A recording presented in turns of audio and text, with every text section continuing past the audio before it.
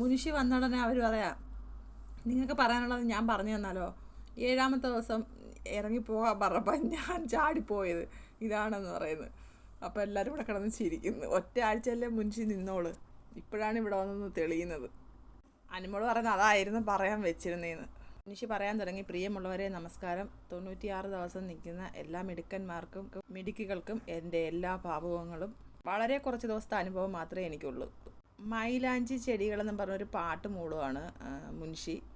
കേൾക്കാൻ പറ്റുന്നില്ലെന്ന് നിവിൻ വിളിച്ച് പറയുന്നത്, നീ അകത്ത് കയറിയത് കേൾക്കാൻ പറ്റുന്നില്ലെന്നോ എന്ന് പറയുന്നു. പാട്ട് മുറിഞ്ഞു. നിവിൻ പറയാം, നിങ്ങളുടെ അടുത്തല്ല പറഞ്ഞു, ഞാൻ ഇവരോടാ പറഞ്ഞത് കേൾക്കാൻ പറ്റുന്നില്ല, അലയ്ക്കാതെന്ന്.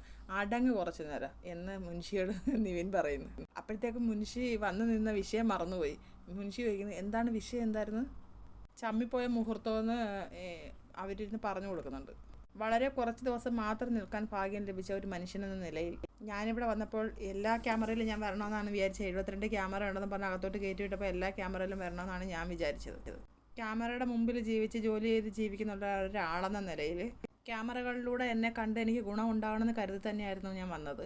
ക്യാമറ ഒളിപ്പിച്ച് എനിക്കൊന്നും പറയണമെന്ന് ഞാൻ ആഗ്രഹിച്ചില്ല. അത് ഞാൻ ചെയ്തിട്ടുമില്ല. എനിക്ക് തോന്നുന്നു ആദ്യത്തെ നോമിനേഷനിൽ ഞാൻ വന്നപ്പോഴത്തേക്ക് എൻ്റെ അനിയന്മാരൊക്കെ എനിക്ക് വോട്ട് ചെയ്യാനായിട്ട് ഫോണൊക്കെ എടുത്ത് തുടങ്ങുമ്പോഴത്തേക്ക് വീട്ടിന് വെളിയിൽ ഒരു കോളിംഗ് ബെല്ല് കേട്ട് തുറന്ന് നോക്കിയപ്പോൾ ഞാനവിടെ നിൽക്കുന്നു. അവരെന്തിനാണ് വോട്ട് ചെയ്യുന്നതെന്ന് വിചാരിച്ച് ഫോണൊക്കെ തിരിച്ചു വെച്ച്. ആ ഒരു അനുഭവം ആയതുകൊണ്ട് എനിക്ക് ഒരു അബദ്ധവും പറ്റിയിട്ടില്ല. ഞാനങ്ങനെ ക്യാമറയിൽ ഒളിപ്പിച്ച് പറയാനുള്ള ഒരു അവസരം എനിക്ക് കിട്ടിയില്ല. എനിക്കങ്ങനെ ഒരു അവസരം കിട്ടുന്നതിന് മുമ്പ് എന്നെ അങ്ങോട്ട് വിളിച്ച് ഞാനങ്ങ് പോയി. അപ്പോഴത്തേക്ക് അനുവും ശാരികയും കൂടെ അവിടെ നിന്നുണ്ട് എന്തൊക്കെയോ പറഞ്ഞപ്പോഴത്തേക്ക് ആള് പാതിയിൽ അത്രയും വരെ പറഞ്ഞോളൂ, അത്രയും പറഞ്ഞിട്ട് നിർത്തിയപ്പോഴത്തേക്ക് അവരെല്ലാം കൂടെ പറഞ്ഞു, പറയേ ചേട്ടാ, ചേട്ടാ, ഞാനല്ല അനുമോളാന്ന് ശാരിക പറയുന്നു.